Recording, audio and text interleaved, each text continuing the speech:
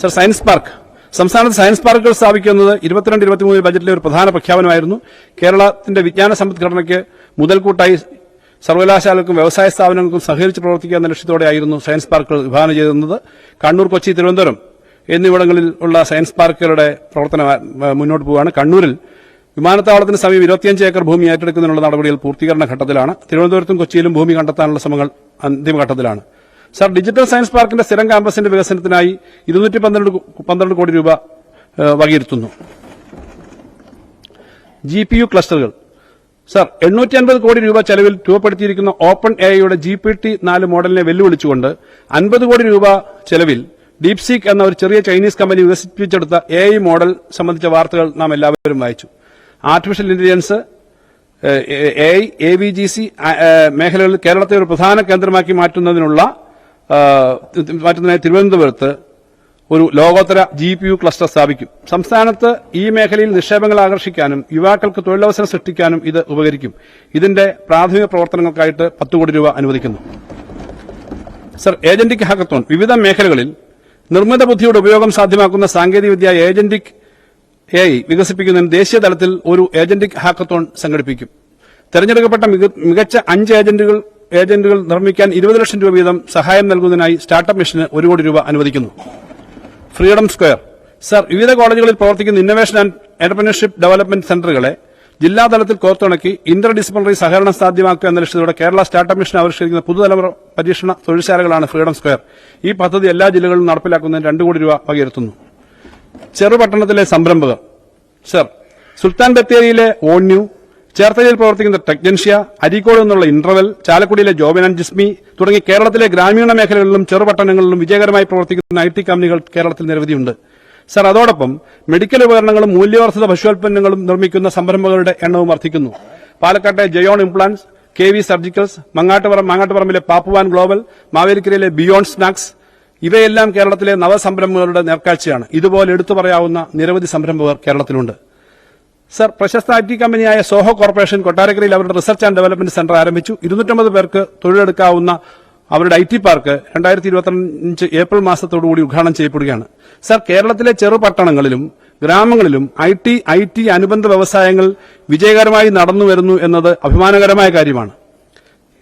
Expand your office, EO.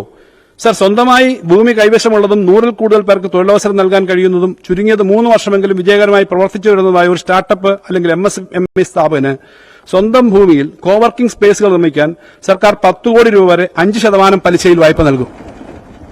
ഇങ്ങനെ സ്ഥാപിക്കുന്ന coworking സ്പേസുകളുടെ 90%വും 2 വർഷങ്ങൾക്കുള്ളിൽ ഉപയോഗിച്ചു തുടങ്ങുകയും ആനുപാതികമായ തൊഴിലുകൾ സൃഷ്ടിക്കുകയും ചെയ്താൽ പലിശയുടെ ഒരു ഭാഗം കൂടി ഇളവ് ചെയ്തു കൊടുക്കും. ഈ പദ്ധതിയുടെ പലിശ ഇളവിനായി ഈ വർഷം KFCക്ക് 10 കോടി രൂപ വകയിരുത്തുന്നു. മുനിസിപ്പൽ ബോണ്ടുകൾ.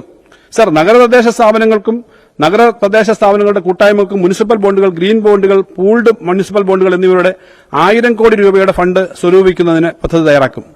IT പാർക്കുകൾ, വാണിജ്യ സമുച്ചയങ്ങൾ, റോഡ് നിർമ്മാണം, മാലിന്യ സംസ്കരണം, ജലവിതരണം തുടങ്ങി ഉള്ള പദ്ധതികൾ ഏറ്റെടുക്കാൻ ഇത്തരം ഫണ്ടുകൾ ഉപയോഗിച്ച് സാധിക്കും. കൊച്ചി സുസ്ഥിര നഗരഭൂമി പുനഃക്രമീകരണ പദ്ധതി. സർ, കൊച്ചിയിലെ നഗരപ്രദേശങ്ങളെ ആസൂത്രിതവും സജീവവും ഊർജ്ജസ്വലവുമായ പ്രദേശങ്ങളാക്കി മാറ്റുന്നതിനുള്ള ഭൂമി പുനഃക്രമീകരണമാണ് ഈ പദ്ധതിയിലൂടെ ലക്ഷ്യമിടുന്നത്. ദ്വീപുകൾ ഒഴികെ ഏകദേശം 210 ഹെക്ടർ ഭൂമിയിൽ സ്വകാര്യ പങ്കാളിത്തത്തോടെ ഈ പദ്ധതി നടപ്പിലാക്കും. കേരളത്തിലെ മറ്റു നഗരപ്രദേശങ്ങളിലേക്കും ഇത് വ്യാപിപ്പിക്കും. കൊച്ചി സുസ്ഥിര നഗരഭൂമി പുനഃക്രമീകരണ പദ്ധതിയുടെ പ്രാരംഭ പ്രവർത്തനങ്ങൾക്കായി 10 കോടി രൂപ വകയിരുത്തുന്നു. സർ, സഹകരണ ഭവന പദ്ധതി.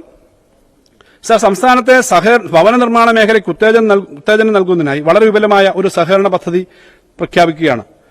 സർ, നഗര ഗ്രാമപ്രദേശങ്ങളിൽ ഇടത്തരം വരുമാനക്കാർക്ക് താങ്ങാനാവുന്ന ചെലവിൽ റെസിഡൻഷ്യൽ കോംപ്ലക്സുകൾ വികസിപ്പിക്കുക എന്ന ലക്ഷ്യത്തോടെയാണ് ഈ പദ്ധതി വിഭാവനം ചെയ്യുന്നത്. അടുത്ത 2 വർഷത്തിനുള്ളിൽ നമ്മുടെ നഗരങ്ങളിൽ 1 ലക്ഷം ഭവനങ്ങളെങ്കിലും നിർമ്മിക്കാൻ സഹായിക്കുന്നതാണ് ഈ പദ്ധതി. വലിയ തോതിൽ സർക്കാർ ജീവനക്കാർക്കും ഈ പദ്ധതി സഹായകരമാവും.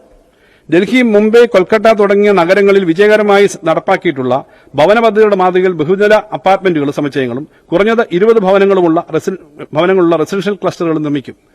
സർ, പാർപ്പിട സമുച്ചയങ്ങളുടെ നിർമ്മാണത്തിലും വികസനത്തിലും ഉപഭോക്താക്കളുടെ സഹകരണ സൊസൈറ്റിക്ക് ഒരു ഡെവലപ്പറുടെ ചുമതലയാണ് ഉണ്ടാവുക. തദ്ദേശ സ്വയംഭരണ ഹൌസിംഗ് സഹകരണ വകുപ്പുകൾ സഹകരിച്ച് വിശദമായ പദ്ധതി രൂപീകരിക്കും.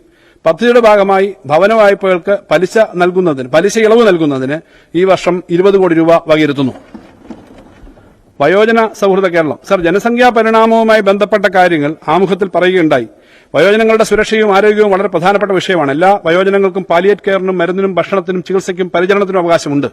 ഈ അവകാശങ്ങളെല്ലാം ഉറപ്പുവരുത്തുന്നതിനായി ആരോഗ്യം, സാമൂഹ്യക്ഷേമം, തദ്ദേശ സംവരണം തുടങ്ങിയ വകുപ്പുകളുടെ ബന്ധപ്പെട്ട സ്കീമുകൾ ഒരു പ്രാദേശിക തലത്തിൽ സംയോജിപ്പിച്ചുകൊണ്ട് ഒരു സമഗ്ര പരിപാടിക്ക് ഈ ബജറ്റിലൂടെ രൂപം നൽകുകയാണ്.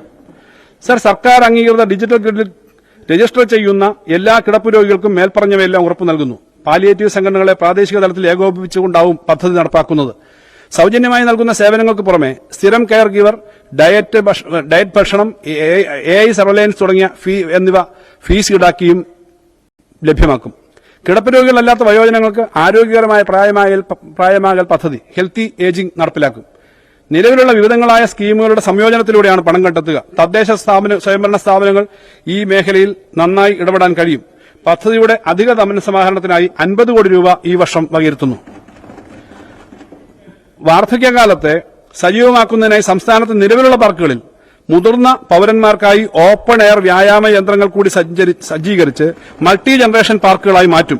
ഇതിനായി 5 കോടി രൂപ മാറ്റിവെക്കുന്നു. Sir, new innings.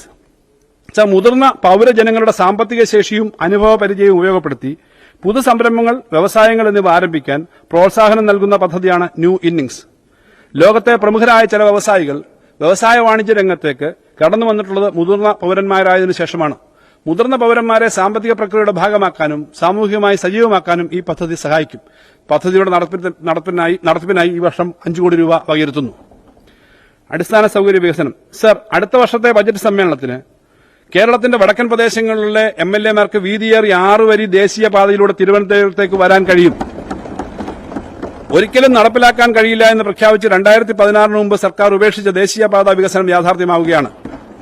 2025 അവസാനത്തോടുകൂടി ദേശീയപാത ജനങ്ങൾക്കായി തുറന്നുകൊടുക്കാൻ കഴിയുമെന്നാണ് സർക്കാർ പ്രതീക്ഷിക്കുന്നത്.